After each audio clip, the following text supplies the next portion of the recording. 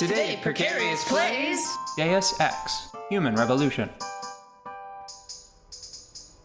This is an interesting and sort of obvious example of a common bit of game design. Yeah. That I just wanted to comment on because it's such a glaring example. Yeah.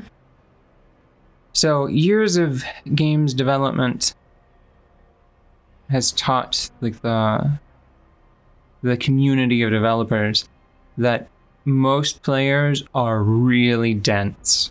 Yeah. Yeah. Yeah. Visually. Like Yeah. it's, from what I understand, it's incredibly difficult to get players to look up. Yeah. And every time you introduce a room that appears initially to be sort of open, sort of open-ended, Yeah.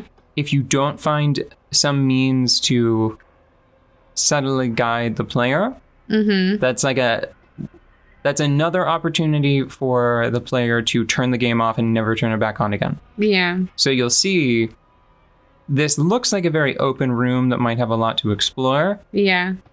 but what they've done is they draw your attention to the slightly reflective little warning light there, Yeah. because it flashes really brightly whenever this light spins over it. Yeah. And this is the only corner that I think has certainly any meaningful content. I didn't even find any... No snacks. No snacks in the corners. Yeah. No corner snacks. So, just whenever you're playing... Wee, it's this way, it's this way, it's this way, this way. Whenever you're playing a game, especially a more modern one, just look at how the environment guides your eye with the light and architecture. And you'll be surprised at how much they are nudging you in the right direction. I think the first time I ever really, really noticed that when I was playing a game was in Shadow of the Colossus. Yeah. Where areas that they clearly wanted you to traverse had rays of sunlight hitting the grass in a certain way that it was a nice, delicate little hint that I didn't realize until one moment I was confused as to where I should jump. And then I looked around and then saw the patch of light and then jumped instinctively. And I was like, oh, I've been trained. They did it. And there's... I still don't know how to feel about that because I've played games for so long that when some of those techniques weren't as refined. Yeah. And also games that intentionally avoid that kind of stuff, now they try to create a naturalistic world that just sort of exists a certain way without what could be seen as sort of like a world design cheat, you know? Because, I mean, it is a sacrifice, right? You're sacrificing the validity, the integrity of that space as a... That suspension of disbelief. Well, not even necessarily that, because if it's done in a subtle way... Like that. If it's done in a subtle way, the player might never notice. It's a box guard, but it's deactivated right now. At the moment. Yeah. So I don't know how I feel about it, actually. I sometimes I think in a perfect world, the introductory areas would have a lot of that. But as the game went on, maybe there would be less of it. Because I feel like it is the kind of practice that is considered to be a best practice instead of just a tool. Yeah, I don't know how I feel about it. Most of the time, I just appreciate all of the little hints especially because most of the time when I'm playing games, I don't get to sit down and play through a game for a long time. I have to... So I maybe get like 2 or 3 hours, which sounds like a lot, but if anybody plays video games, you know it's not. So I always feel like I'm picking up in the middle of something. So I do appreciate those little hints and all of the recapping that can seem redundant. But I don't know. Especially throughout a level, for example. Mm-hmm. Like if there is a segment of the game that, you know, teaches you this type of door is this color, and these are the 3 things that you can mess with in this level, and then it highlights them early and then stops highlighting them as you go through a more confined area. Yeah. I think that makes more sense. I think that makes sense even for me and how I play video games.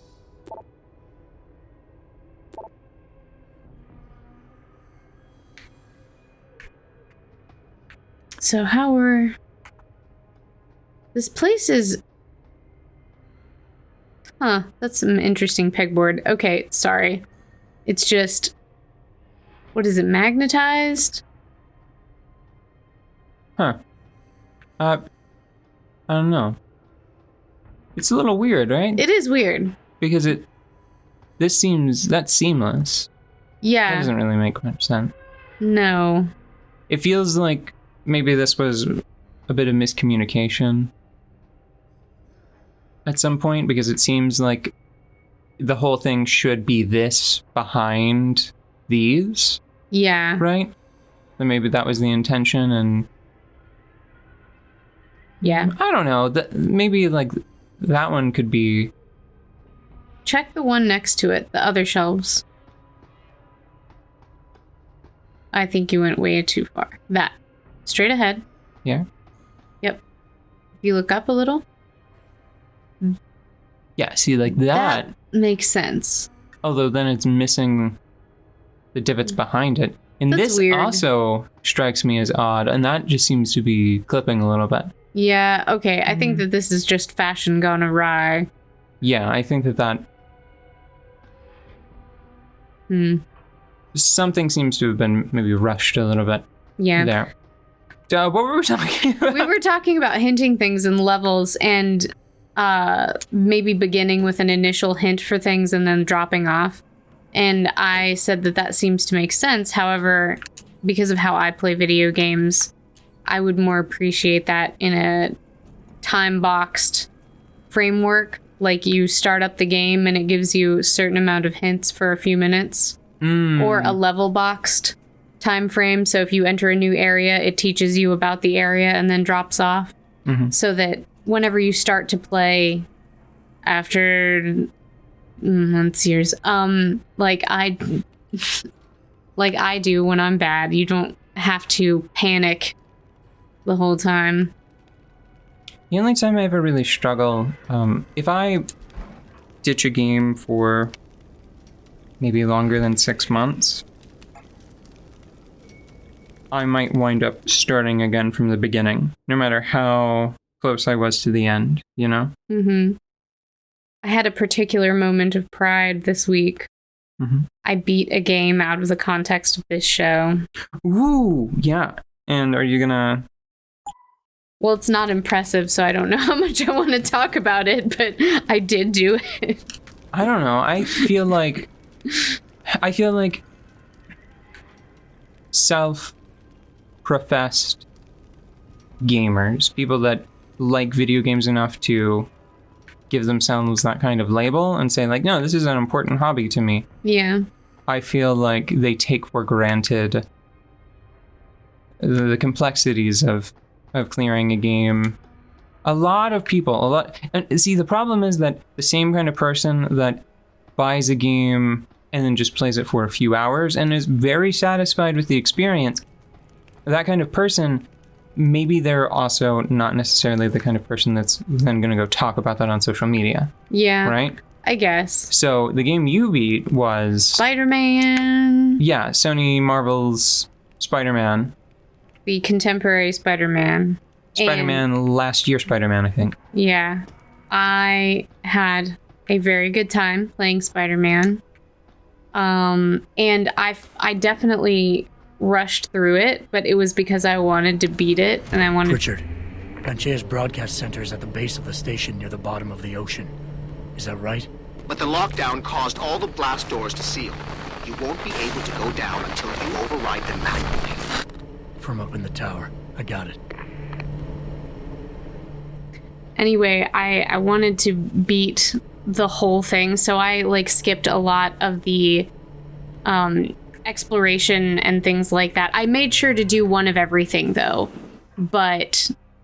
So you mean you wanted to clear the story? I wanted to clear the story. I didn't find all the backpacks or anything like that, but it was so fun, like running through flying, swinging through the city, and oh my god, what is... This is the facility, so... That's not a facility, that's like the seventh wonder of the strange techno world. And the really mind-blowing thing is that this is not the only one. Oh, wow.